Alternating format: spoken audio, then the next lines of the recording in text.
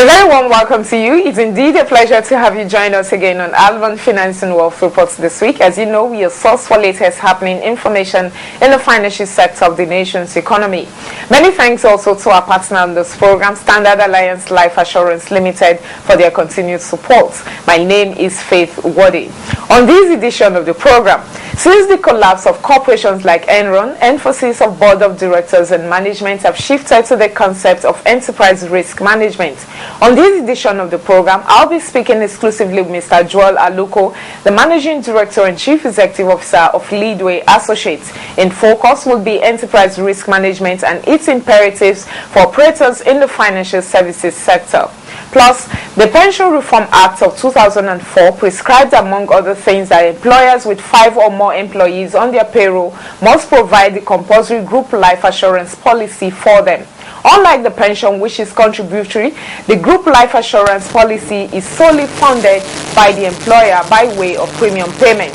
On this edition of the program, we'll bring you a short special report we've entitled The Compulsory Group Life Assurance Policy in Nigeria.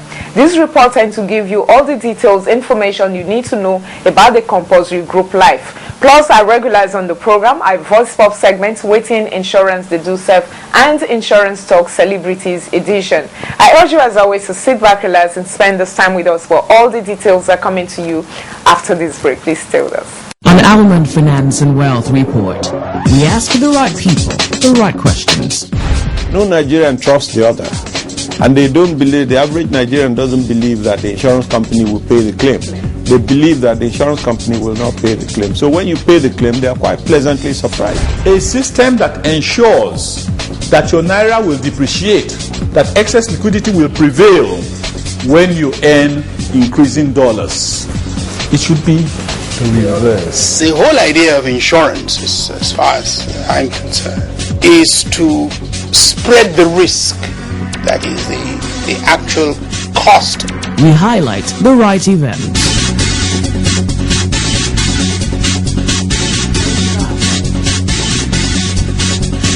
And the right music.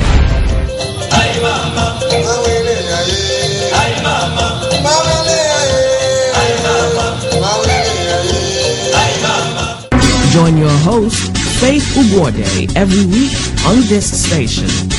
Almond Finance and Wealth Report, the right platform. Alright, moving on straight to our exclusive interview with Mr. Joel Aluko, where we'll be looking at enterprise risk management and its imperative for operators in the financial services sector.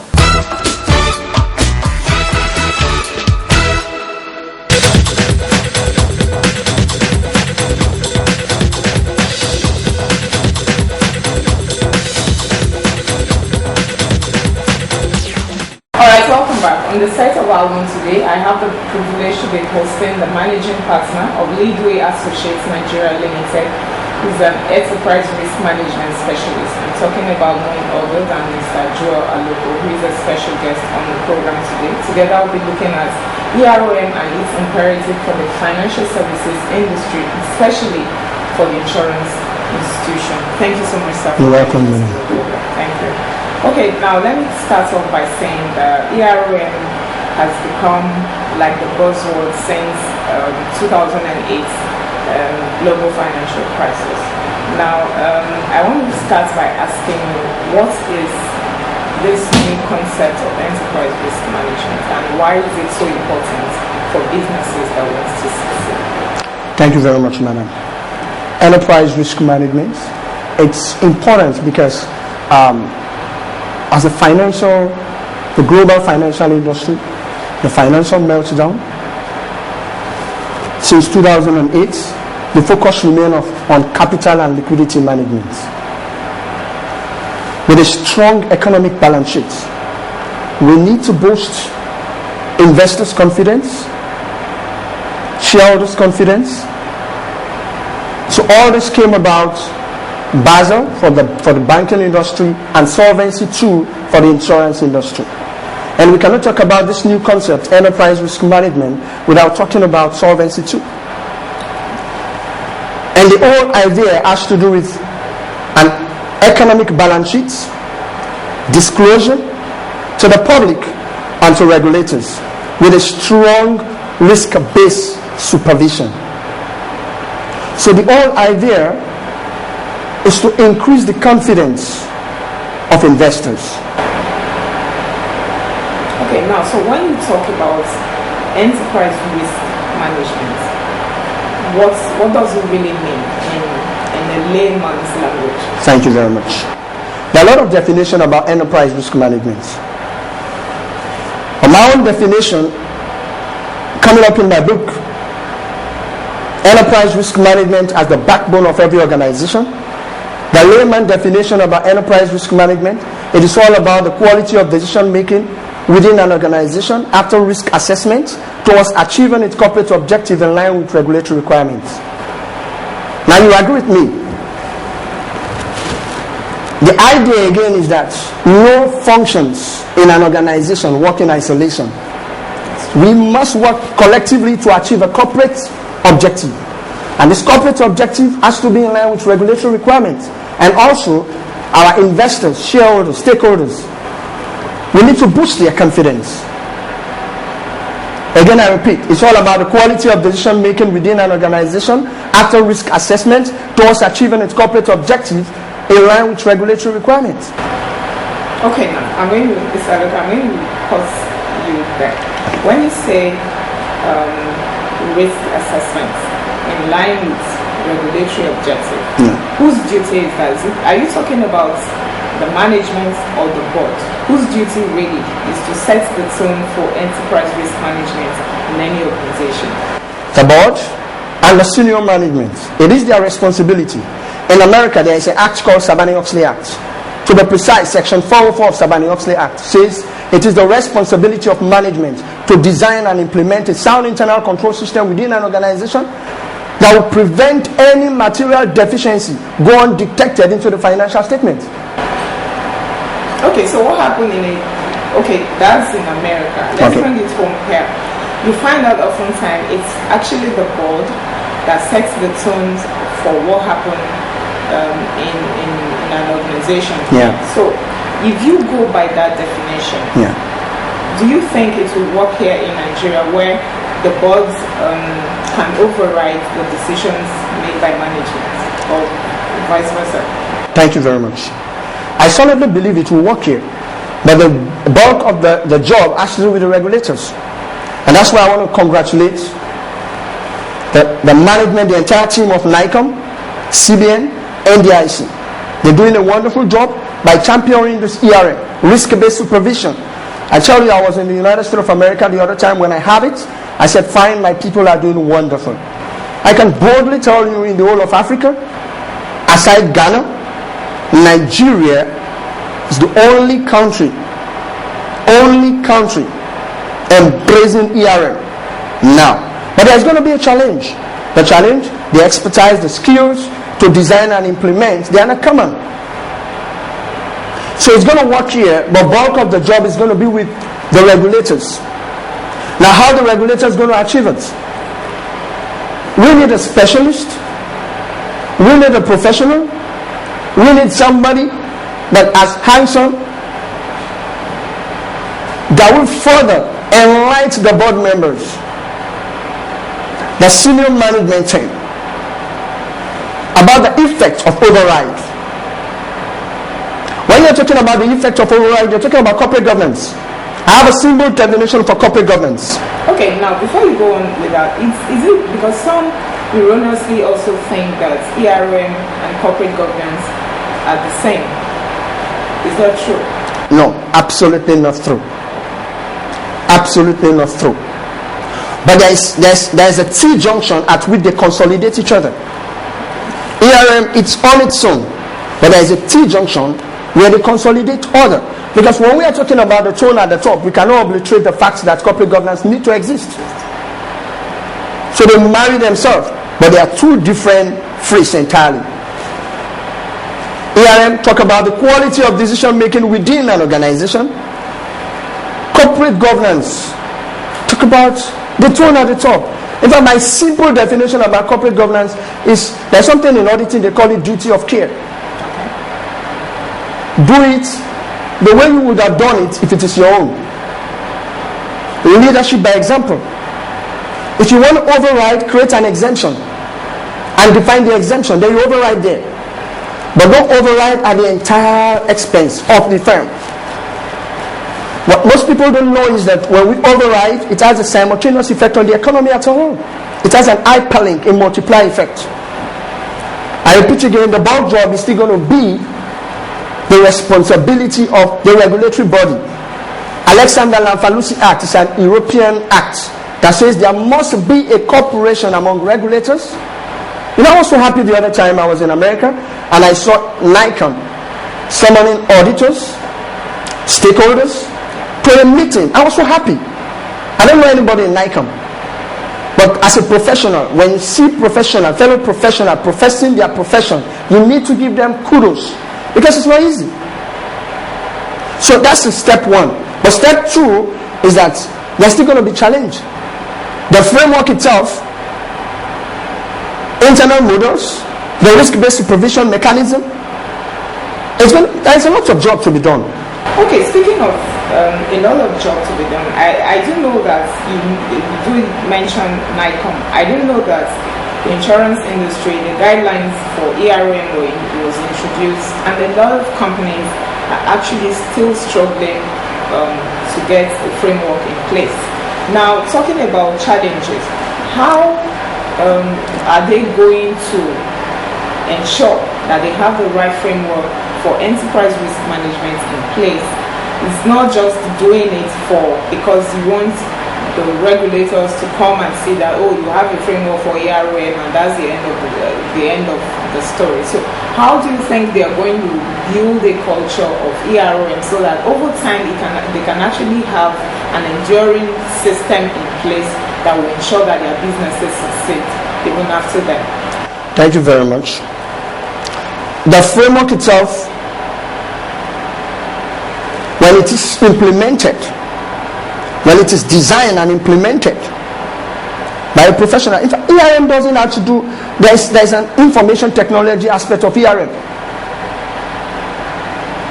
You have to design a software that on its own hyperlink and check those controls. It's far beyond the policies. It's far beyond even the tone at the top. There are a lot of things that marries themselves together and make the ERM. So now going back to your question, I will not overemphasize the fact that the skill, the expertise are not common. They are not common. So you see that firm industries really need. It's going to be a big challenge. To be candid, it's going to be a very big challenge. I already said there's a lot of challenge for that. Yeah, it's going to be a very big challenge. Because, for instance, I was actually in one of the insurance firms to bid for a job. You know, we have another thing is that we have brains in Nigeria. We have people who knows this thing. Legal Associates have been championing risk management. We have trained industry leaders. We have trained people who are practitioners now.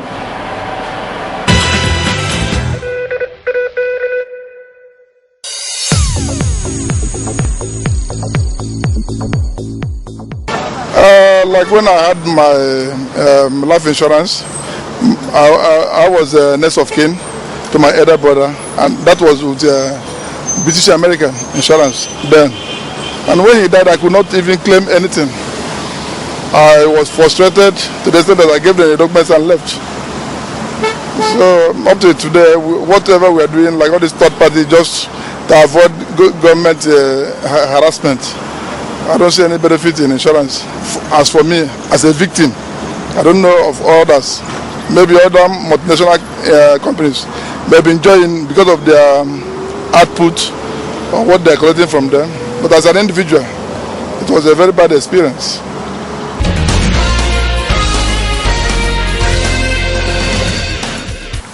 Alright, moving on, we bring you a special report we've entitled the Compulsory Group Life Assurance Policy. The Compulsory Group Life, unlike the pension, which is contributory, is solely funded by the employer with 5 or more employees on its payroll.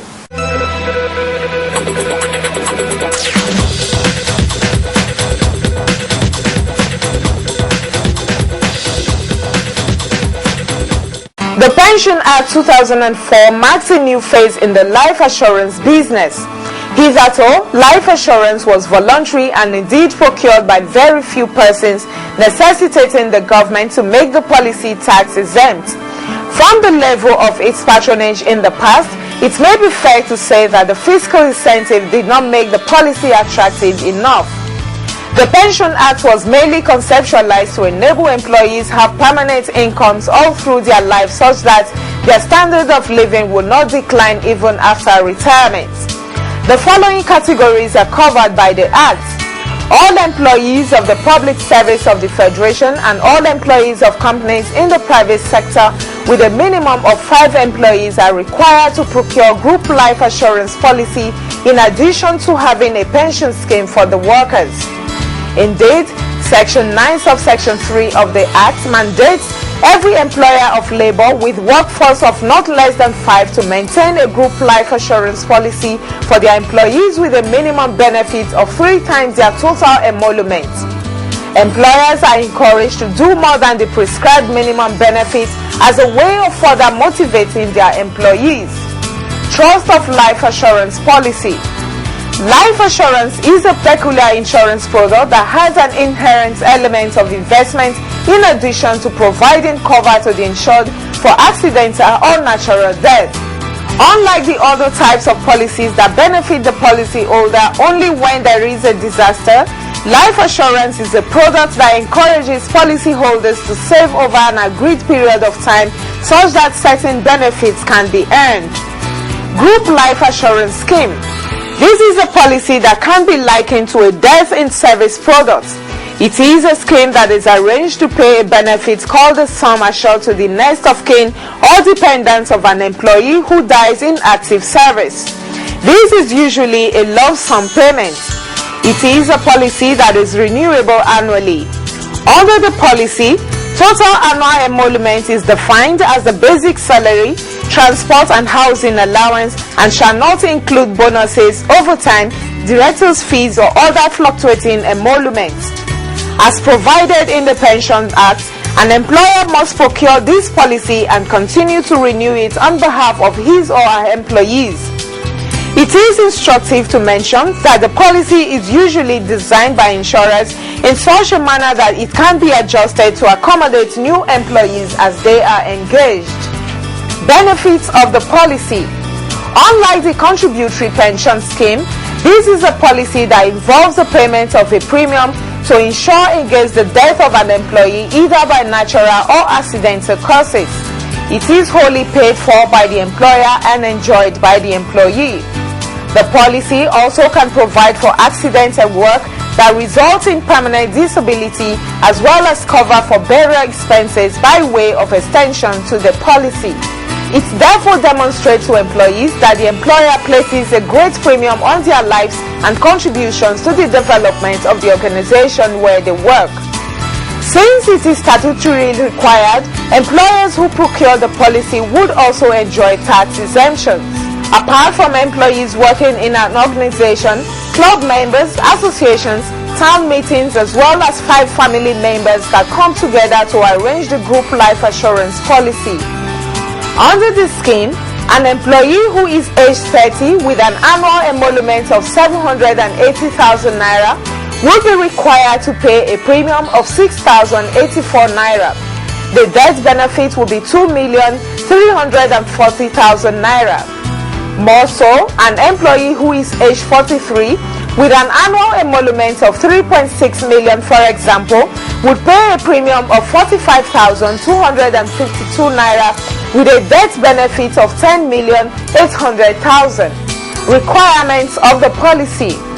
To procure this policy, the employer or club members must provide full medical details of all staff or members. A declaration of health form would need to be completed and submitted at the inception of the policy. Furthermore, a free cover limit is often set at 5 million naira by insurers, and any staff with sum assured above this amount would need to undergo special medical examination. The organization, family, association will also provide the following information about its personnel or members who are to be covered under the scheme: name, sex, date of birth, total annual emolument, normal retirement age, the commencement date of the scheme, and multiples of total annual emoluments required. This information will enable the organization to appropriately cost the policy. In fact, the premium in respect of each member in service with the employer shall be calculated on the commencing date and subsequently on each renewal date or any other renewal date agreed between the company and the guarantees and shall be paid annually. The premium payment is enforced only if the employee insured is still in the employment of the affected organization. It should be noted that the group life cover for an individual employee is not transferable. If an employee leaves Company A, for example, to join Company B, his group life policy in Company A cannot be transferred. He or she must join a new scheme in Company B. Similarly, the policy also provides for the payment of the sum assured for those in common employment in the event that an insured person disappears and is not seen for a period of 12 months and there is sufficient evidence to assume that the member is dead. However, the person receiving the sum will sign an undertaking to refund it if the missing person is subsequently found to be living. When the incident occurs, when any incident occurs, it is imperative that the affected organizations contact the insurance company as fast as possible with details of the accidental or natural death, disability, etc. Such reports must be in writing. The information must include the full details of how and where the accident took place. It would also be the responsibility of the organization to inform the next of kin or family of the employee of the accident, particularly in the case of death. Whatever information is available must be passed on to the insurance company in writing. Required information at inception of the policy: number of employees to be covered, designation of employees to be covered, and total emolument of each employee. Documents required in the event of a claim: completed claim form, original death certificate, original burial certificate, original certificate of cause of death, as well as original proof of age. Although group life assurance policy is mandatory for employers with at least 5 employees, the level of compliance thus far is not encouraging. It is important for the regulatory authorities to form a united front to monitor and enforce compliance to these legal requirements. Besides, labor unions should also prevail on their employers to procure this policy as part of remuneration package for employees. Self-employed persons can also procure this form of insurance product as a safety valve for them and their families. Indeed, self-employed persons can procure this policy through their cooperative societies. The life to be saved is their own. Finally, insurance companies must embark on aggressive marketing of these products, as ignorance and inaccessibility might be the causes of poor patronage.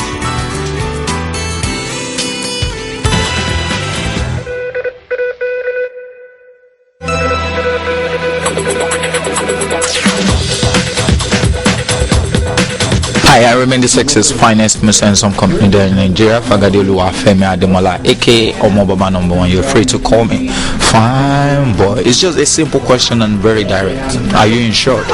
I'm insured. I don't know about you. So get insured to save yourself, save your family, your life, your property. It's very important. With insurance, you are assured. I remain the sex's. Take it up. The insurance, you're on your own. No? Bye-bye.